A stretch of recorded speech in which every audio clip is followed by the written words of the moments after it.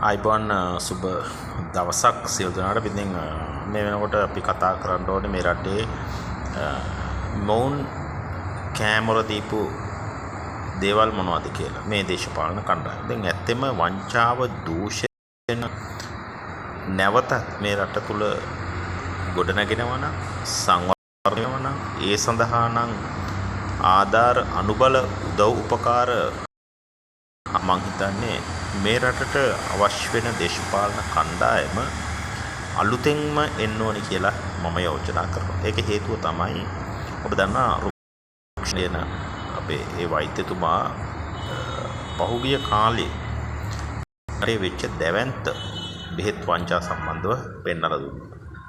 ඒ වගේම තමයි මේ වෙනකොටත් මම හිතන්නේ එතුමා ඒ කාර්යභාරය ඉෂ්ට කරනවා.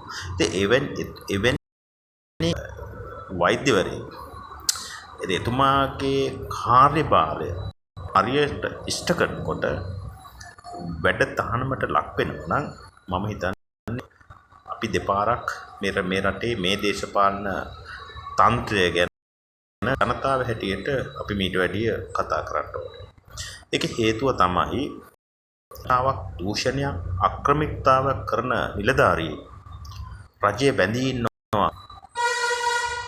ඒ වගේ දේවල් එලි කරන නිලධාරීන්ව ආරක්ෂා කරන්න ඕනි කියන කාරණාව තමයි විශේෂයෙන්ම ජනතාව යෝජනා කරන්නේ.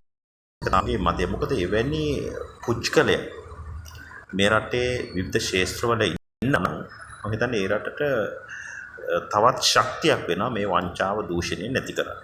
ඒ වෙනකොට ඔබ දන්නවා සෑම ලංකාව පුරාම තාම භීෂණය ගසා කෑම ජනතාව මේ ජනාධිපතිවරයා ආව කියලා කිසිම දෙයක් වෙනස් වෙලා නැහැ කියන එක බොහොම වගකීමෙන් කියන්න ඕනේ. ඒක අපි දැකලා රාජ්‍ය ආයතන වලට යනවා ගිහිල්ලා තිනවා. ඒ වගේම සෑම අමාත්‍යාංශයකම මොවුන් කියාගෙන ආපු රංග මඩල නෙමෙයි දැන් රංග දක්වන්නේ. හැබැයි කයිය තියෙනවා.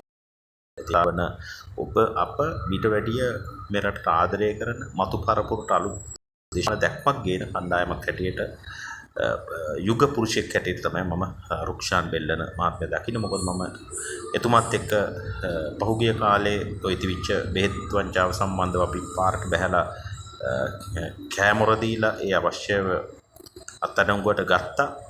ඒවට තාම ඔබ දන්නවා.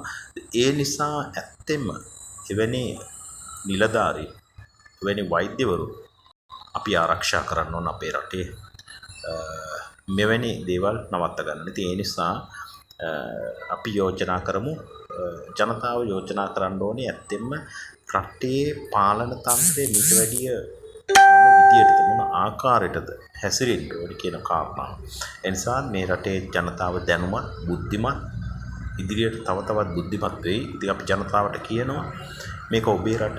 ඔබගේ ඡන්දයට වටිනාකමක් දෙන්න. දූෂණය භීෂණය ඉවහා යන්න දෙන්න එපා. මොකද හේතුව ලෝකේ රටවල් අපේ රට දිහා බලන් ඉන්නවා. ඔබ දන්නවා පහුගිය කාලේ මේ ඩයස්පෝරාව කියන කාරණාව. එතකොට ඔබ දන්නවා පහුගිය කාලේ මේ ඇමරිකාව, ඒ වගේම ඉන්දියාව ඒ අපිව මොනේ යම් තාක් දුරටද අපිව මනින්නේ කියන කාරණාව අපේ රටේ ඉන්න මිනිස්සු මනින්නේ ලෝකයා මනින්නේ කොහොමද කියන කාරණාවත් අපි විශේෂයෙන්ම මේ දේශපාලකයන්ට තේරුම් නැති වුණත් ජනතාවන ඔබ අපි තේරුම් ගන්න ඕනේ.